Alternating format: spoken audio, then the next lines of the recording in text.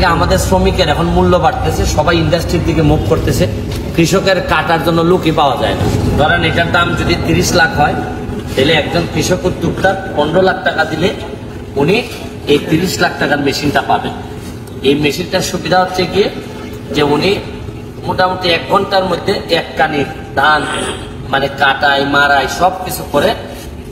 এটার জন্য এটা যে কারণে আমাদের বাংলাদেশে আসছে, আগে আপনারা জানেন যে হাওর এলাকায় শুধু বৃষ্টির কারণে, হঠাৎ করে বৃষ্টির কারণে আমাদের ফসল নষ্ট হয়ে যেত, বৃষ্টির কারণে পানির তলে চলে যেত। এখন এই মেশিনগুলা আপনার থাকাতে মাত্র অল্প সময়ে পুরা বনকে বন আমরা কাটে ফেলতে পারতেছি। আর আরেকটা থেকে আমাদের শ্রমিকের এখন মূল্য বাড়তেছে, সবাই ইন্ডাস্ট্রির দিকে মুভ করতেছে, কৃষকের কাটার জন্য লোকই পাওয়া যায় না।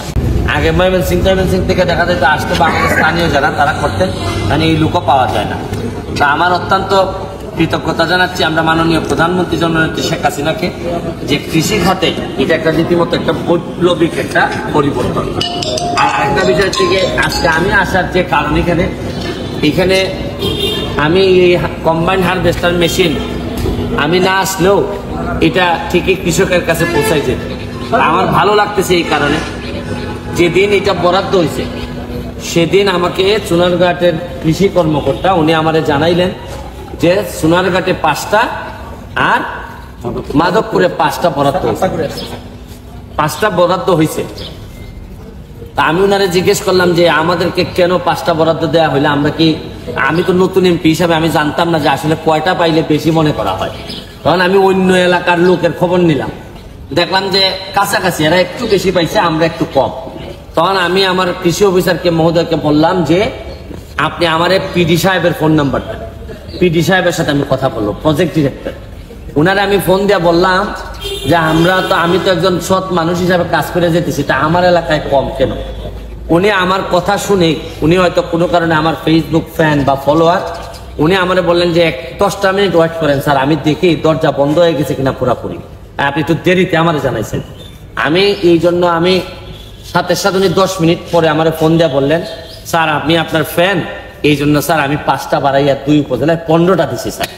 আমার কাছে এত ভালো লাগছে যে আমি এমপি হিসাবে 2.5 মিনিট সময় ব্যয় করছি, আর ধরেন 30 লাখ হিসাবে যদি ধরেন তাহলে 5 দিনে 1.5 কোটি টাকার সম্পদ আমি মাধবপুর সোনারঘাটের মানুষের জন্য আনতে পারছি। এইটা আমার জন্য, আমার কাছে মনে হয়েছে যে এটার মধ্যে আমি থাকি অন্তত দেওয়ার সময়।